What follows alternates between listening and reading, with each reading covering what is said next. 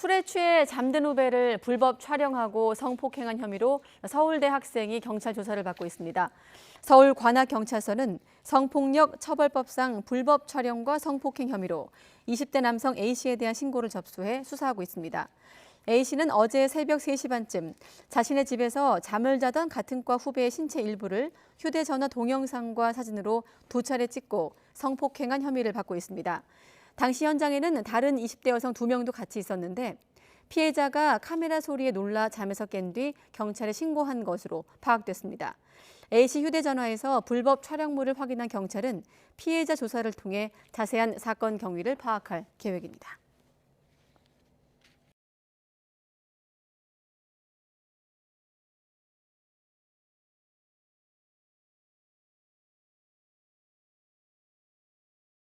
가족 여러분, 진짜 좀 채팅창에 많이 들어오셔가지고 이번 사건, 이 3번째 사건에 대해서 좀 많이 좀 의견을 내주세요. 정말 저는 오늘 방송 준비를 하면서 진짜 너무너무 시체말로 열이 받아가지고. 자, 이 기자. 네. 80대 남성이 초등학생을 이렇게 했습니다. 네. 지난달 27일 경기도의 한 초등학교 등교 시간에 벌어진 일인데요. 80대 노인이 학교에 가던 12살 여자아이를 성폭행을 했습니다. 일단 이제 착하게 생겼다라는 말을 걸어서 갑자기 이제 접촉을 하기 시작했고요. 아이가 이제 뿌리치고 가려고 하니까 어깨를 세게 붙잡았고 사실상 납치 상태로 자신의 집까지 데리고 가서 이렇게 성폭행을 한 겁니다. 경찰에 붙잡히고 또 역시나 터무니없는 소리를 해댔죠, 이 사람. 그렇습니다. 이제 부모가 처음에는 성추행으로 신고를 했습니다. 경찰이 추적을 해가지고 범인을 검거를 했어요. 근데 담당 형사가 뭐라고 했냐면 어머니 산부인과를 가보셔야 되는데 이 말을 했단 말이에요. 그래서 알은 거예요. 산부인과 가면 이제 그 뭐 중요 부분에 뭐 상처 입는다든지 이제 병원 문제 조사하기 때문에 얼마나 놀랐겠습니까? 너무나 황당하고 원통한 일인데 더 기가 막히고 코가 막히는 건 뭐냐면은 가해자가 치매설을 주장했던 거예요. 치매 걸린 것처럼 했다는 거예요. 이거 참 너무나 정말 화날 일이죠. 그런데 경찰 조사에서는 범죄 사실을 이제 시인을 했던 거예요. 그러니까 이 80먹은 노인이 아마 소아기호증이 있는 것 같긴 한데 아무튼 저런 사건을 볼 때마다 저는 너무나 화가 나는 거예요. 저럴 수가 있나. 아무튼 그 부모가 신고가 돼서 체포가 된 건 다행이지만 참 할 말이 없습니다. 너무나 저래서. 왜 그랬답니까? 참 어이없는 좀 변명을 좀 하고 있는데 치매도 아닙니다. 사실은 외로워서 범행을 저질렀다라고 변명을 지금 하고 있습니다. 이 혐의 대부분 인정을 하면서 그 범행 동기를 지금 얘기했는데 근데 이제 그럼에도 불구하고 자택에는 부인과 함께 거주하고 있고요. 더 좀 놀라운 점은 이 발기부전 치료제 같은 게 자택에서 나왔습니다. 그래서 그 변명, 범행 동기 그 부분하고 좀 이게 말이 좀 안 맞는 게 아닌가 이렇게 보이고 있습니다. 소장님 진짜 전 다 필요 없어요. 진짜 그 처벌은 처벌대로 하고 전 이런 인간들 무조건 전 신상공개. 뭐 지금 인권단체 누가 뭐 이런 사람 이건 제 개인적인 견해니까 그냥 그렇게 들어주세요. 이 세상에 진짜 뭐 그 얘기를 저희가 이제 계속 하겠지만 저는 진짜 어제 이게 KBS 뉴스에서 처음 나온 건데 이거 보고 전 잠을 못 잤어요, 솔직히 저는. 네, 증손녀 나이죠. 증손녀뻘을 이렇게 추행을 했는데 그래놓고 자기 치매였다, 외로웠다라고 얘기하는데요. 노인 성범죄는 상당히 많습니다. 점점 증가하는 추세고요. 생각을 해보시면 우리나라 사회 이미 고령사회입니다. 인구의 16.5%가 노인이라고 해요. 그러니까 800만 명이 넘는 겁니다. 이 800만 명이 넘는 이 노인 중에 별의별 사람이 다 있는 거예요. 그러니까 청년이나 중장년이나 마찬가지입니다. 그러니까 노인이 되면 성적인 어떤 욕구나 성범죄가 줄어들 거야라는 건 그냥 저희의 생각이고요. 사실은 저렇게 성범죄를 상습적으로 저지르는 노인들도 꽤 많은 거죠. 그런데 노인들은 계속해서 핑계거리가 있죠. 내가 심신이 약해서 그랬다. 내가 치매가 걸려서 그랬다. 내가 내 몸이 잘 몰라서 그랬다. 이렇게 변명을 하는데 저는 성범죄는 나이에 상관없이 범죄다. 성범죄로 처리해야 된다라고 확고히 생각합니다. 팀장님, 조두순하고 다른 게 뭐 있어요? 조두순도 그때 제 참 다시 이 말씀 드리긴 그렇지만 발기부전 치료전 이게 똑같았어요 이게. 그렇습니다. 이제 근데 이 남성분, 노인분을 조사를 해보니까 2017년에 학교에 그 안전 도우미라고 있어요. 등교 안전 도우미라고 있는데 그 업무를 했던 거예요. 그런 중에 12살 먹은 애가 등교하는 것도 강제 채용을 했던 거예요. 그래서 당시에 처벌을 받았을 때 징역 2년 6월 너무 작습니다. 그런데 집행유예를 했던 거예요. 나는 이해 안 가는 건 재판부에서 이런 상황이면 좀 형을 살려야 되는데도 불구하고 집행유예를 했다? 박 변호사님, 이것이 이해 갑니까? 예? 이해 안 가죠? 집행유예한 거. 그 말씀을 이제 저희가 지금부터 좀 해볼게요. 12살짜리 미성년자를 성추행했는데 집행유예가 나왔습니다. 체크포인트 짚어보죠. 자, 이런 이유였다는 겁니다. 공무원이란. 이게 무슨 소리예요 도대체? 저는 성범죄하고 직업인으로서 성실했던 거하고 무슨 상관인지 모르겠는데요. 일단 재판부의 판단은 이렇습니다. 피고인이 80세 고령이고 공무원으로 성실하게 생활했다며 그래서 이제 2017년 당시 징역 2년 6개월에 집행유예 3년을 판결한 겁니다. 이 당시에 이 노인이 안전도우미로 일했던 초등학교 교장과 교감이 선처해달라고 탄원서까지 제출하기도 했었습니다. 내 학교의 학생이 이런 짓을 당했는데 저 무슨 맥락이 있었는지 전 솔직히 구체적으로는 모르겠습니다만 그 학교의 교장과 교감이 아유 그래도 이 사람 선처해 주세요. 이게 저는 무슨 이게 맥락인지 모르겠어요, 솔직히. 그렇죠. 뭐 구체적인 내용을 이제 재판은 뭐 꽤 오래 했을 겁니다. 우리가 알 수는 없지만 맥락이 사실 이해가 잘 안 됩니다. 왜냐하면 12세의 강제추행이거든요. 상당히 중한 범죄로 봐야 되는데 집행유예가 되는 과정도 그렇고 집행유예 되는 계기 중에 하나가 피해자가 아닌 교장, 교감의 탄원서가 받아들여졌다. 또 그리고 지금 계속 얘기하지만 성실하게 안 산 사람이 어디 있습니까? 예. 거의 다 성실하게 사는데 그게 지금 판결 이후에 된다는 자체가 글쎄요 피해자라든지 다른 어떤 부모라든지 이게 과연 납득을 할 수 있을지 좀 의문이고요. 또다시 범죄를 저지르지 않을까 이런 또 잘못된 점도 있지 않을까 생각이 듭니다. 자, 2017년 12살 초등생을 추행해서 집행유예를 받았는데 그 기간에 또 했습니다. 또 2017년에 강제추행을 하고 2018년 9월 달에 문화센터 가면 셔틀버스 있지 않습니까? 거기에서 무려 9세 아이를 또 성추행을 했습니다. 했기 때문에 이게 집행유예 기간에 한 거예요. 그런데 재판부는 뭐라고 했냐면 피고인이 80년을 넘게 성실하게 살았다. 강제추행 정도가 약하다고 그래가지고 벌금 4천만 원을 했다는 거예요. 이 두 번째 범행인데도 불구하고 그리고 성범죄자 진상 공개 요청도 기각을 했다고 합니다. 나는 재판부의 판정을 알 수가 없는데 두 번씩이나 범행했는데도 불구하고 이런 판정을 재판부가 내렸던 것입니다. 박 변호사님, 그러니까 딱 이걸 보니까 이해가 안 되잖아요. 성실하고 공무원이었고 80. 아니 그러니까 제가 지금 저희 뭐 제작진이 저한테 흥분하지 말라고 계속 사인을 보내고 있는데 이걸 보고서 어떻게 흥분이 안 되겠냐고요. 그래서 이제 저도 이제 군 판사를 좀 했습니다. 이제 판결 이후 양형 이유를 이제 작성을 할 때 사실은 제가 봤을 때는 80세가 가장 컸던 것 같아요. 되게 나이가 많은 게 이 좋은 양형 요소는 아니지만 아니 나이 먹고 이런 짓 차라리 이제 그것만 얘기하면 되는데 여러 가지 봐주기 위해서 여러 가지 이제 근거나 이유를 적어야 되는데 그게 납득이 안 되죠. 예를 들어서 성실한다, 잘 살아왔다, 공무원이었다. 그럼 오히려 더 잘해야죠. 더 잘해야 되는데 나이 많은 게 사실 그게 더 범죄를 안 저지를 것이다. 그래서 했긴 했는 것 같은데 또 벌금형을 선고한 거는 집행유예 기간 중에 또 징역형을 선고하면 집행유예 실효가 됩니다. 뭐 그런 것들을 재판부에서 고려했던 거는 보이는데 지금 다들 이 패널들도 그렇고 우리 진행자도 그렇고 이 양형 이유가 납득이 안 되기 때문에 그런 부분은 좀 섬세하게 재판부가 해야 되지 않을까 아쉬운 점이 있습니다. 진짜 저는 말이죠. 이 신상 공개 문제만큼은 진짜 글로벌 스탠더드가 뭡니까? 다 공개하는 게 글로벌 스탠더드예요. 우리나라만 유독 피해자보다 가해자의 인권을 지나치게 감싸주고 있습니다. 지금 이 사람 아마 사람을 죽인 게 아니니까 신상 공개 안 될 거예요.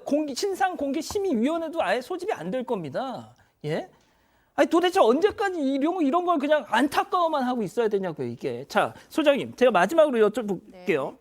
처음 걸린 게 2017년이에요. 네. 그때 정말 이 사람이 어쩌다 자기는 진짜 이뻐해 주느라고 만진 게 추행이어서 이렇게 됐던 거라면 네. 그때 멈췄습니다. 제정신 가진 사람이면. 네. 근데 계속 그 뒤로 2번이 더 이런 일이 벌어진 거잖아요. 자, 그렇다면 이 인간은 이게 2017년에 처음 한 게 아니에요. 네. 계속 하다가 2017년에 처음 걸린 겁니다. 네, 저도 그 말씀에 동의하고요. 두 개를 생각했는데 하나는 우리가 성도착증을 가진 사람들은 굉장히 외모가 되게 뭐 나쁘게 생겼거나 그럴 것 같지만 제가 여러 차례 얘기했습니다만 우리 주변에 평범한 아저씨일 수도 있고 이렇게 노인일 수도 있습니다. 이 아이를 이 정도로 성폭행을 했다라는 거는 아까 팀장님 얘기하셨던 소아애여증 환자인데 안 걸리고 있었을 소아애여증 환자일 가능성이 있고요. 그리고 노인들에게서 일어나는 성범죄의 대상은 어린이나 장애인인 경우가 상당히 많습니다. 그러니까 자기보다도 더 약한 자들을 공격할 수 있다는 점에서 노인 성범죄 저는 굉장히 강력하게 다룰 필요 있다는 생각 듭니다. 진짜 제가 이 경우는 저희가 계속 좀 진행 상황을 계속 좀 보겠습니다. 일단 이 정도로 정리하고요. 제가 좀 너무 흥분해서 죄송하다는 말씀도 좀 드리겠습니다.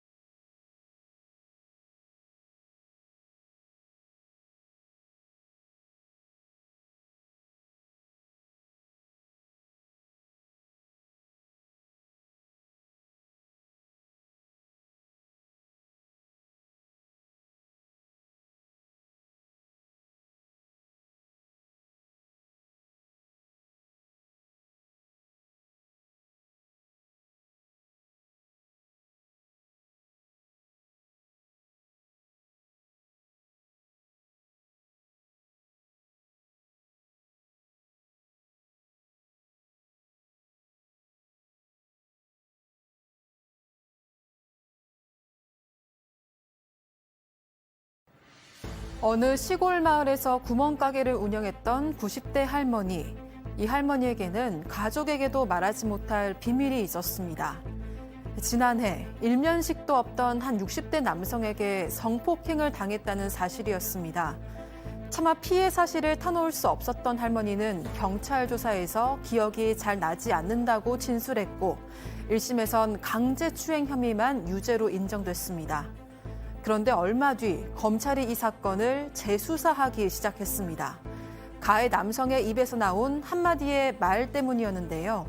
결국 이 말은 원심을 뒤집는 단서가 됐고 1심보다 더 무거운 징역 5년이 내려졌습니다.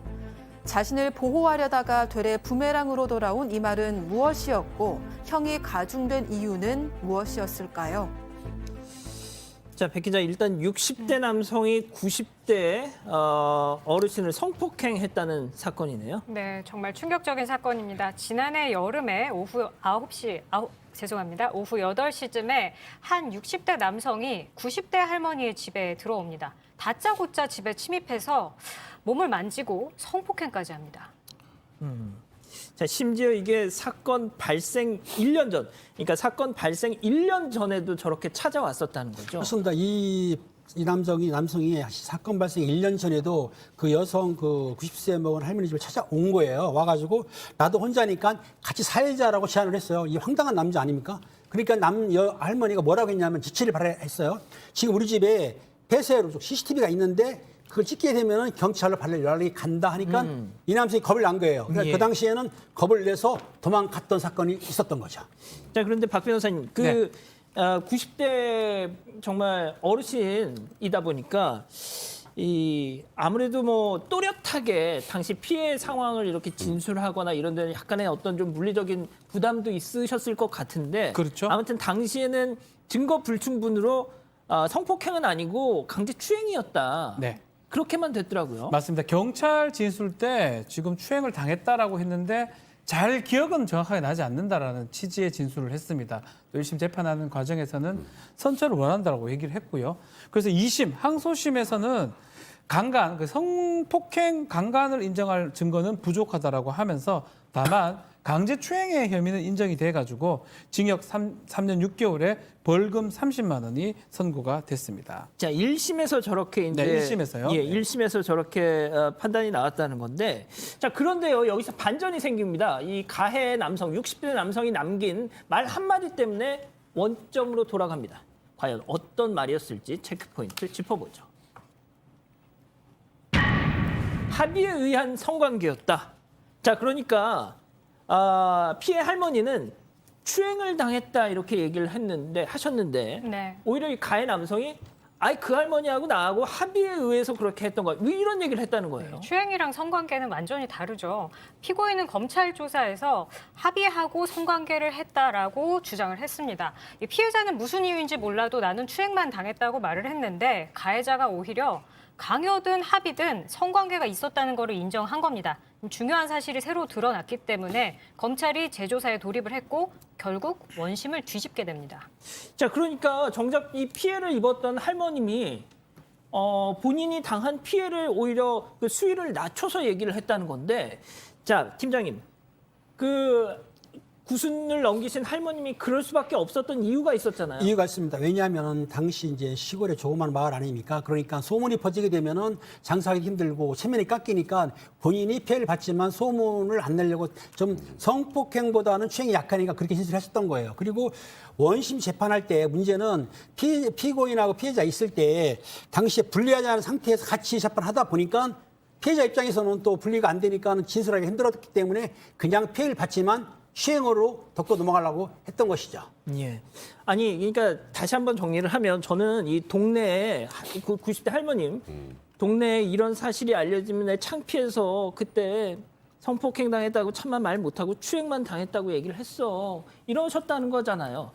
백 변호사님, 영화 69세라는 영화 혹시 보신 적 있으십니까? 못 봤습니다. 그게 어떤 내용이냐면 딱 어르신들의 이런 사정을 다룬 영화예요.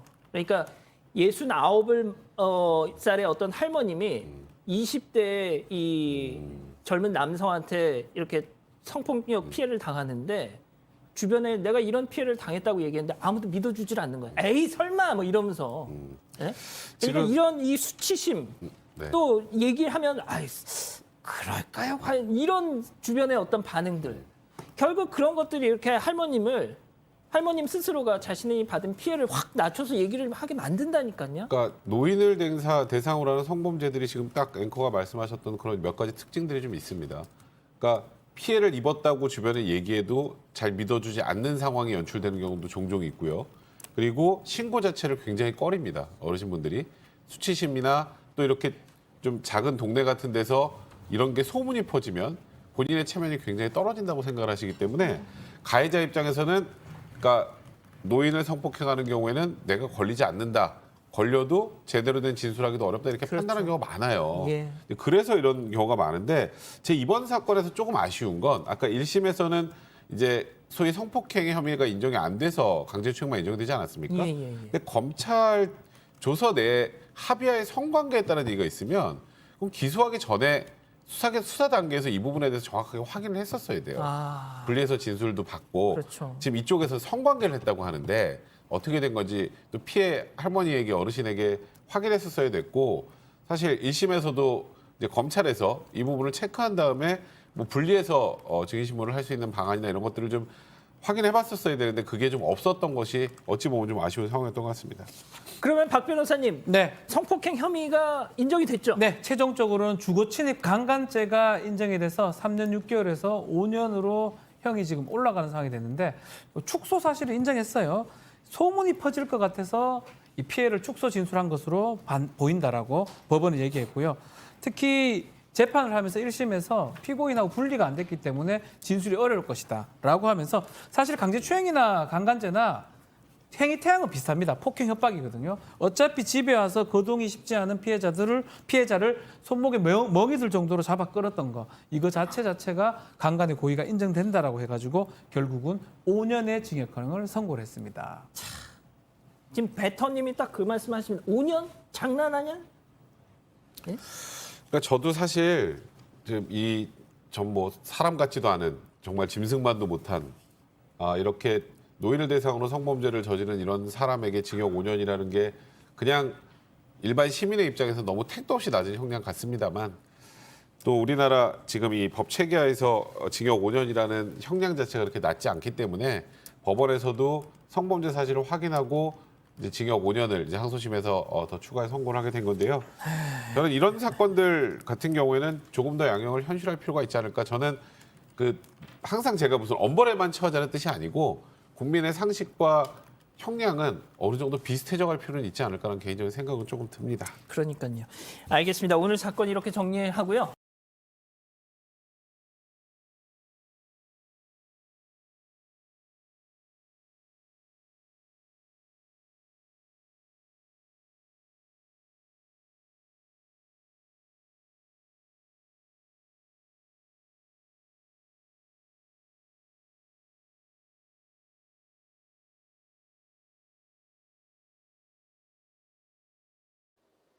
성폭행을 전쟁의 무기로 사용하고 있다. 우크라이나 한 여성의 말입니다.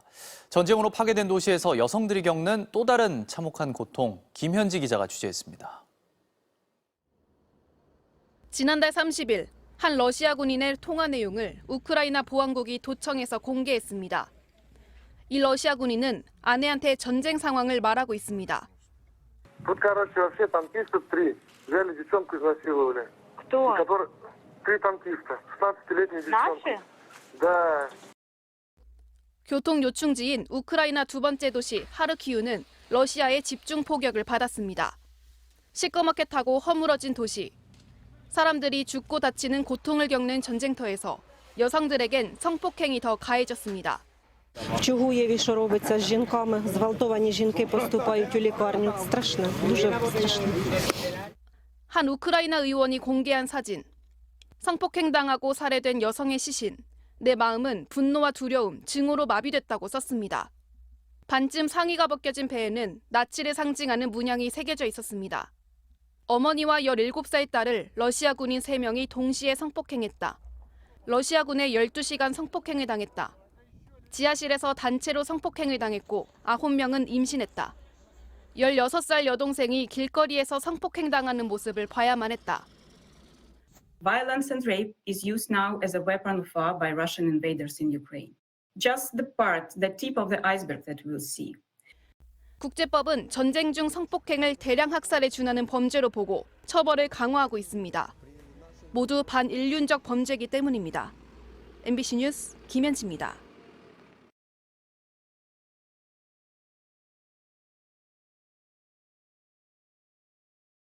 미성년자 성착취 영상물을 제작하고 유포한 박사방 운영자 조주빈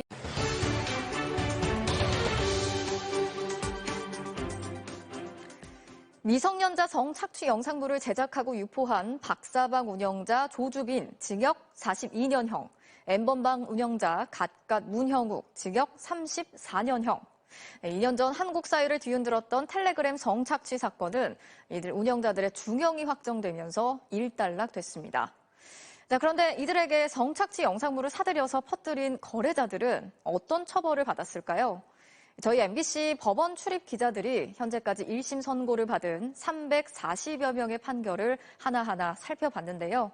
그 결과 전원 집행유예나 벌금형, 단 한 명도 감옥에 가지 않은 것으로 확인됐습니다.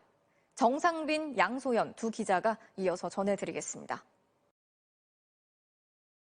아동 청소년 성착취물을 판매한다는 트위터 광고글을 본 뒤 10만 원짜리 문화상품권을 내자 아동 청소년이 등장하는 성착취물을 무려 2,590개나 전송받을 수 있었습니다.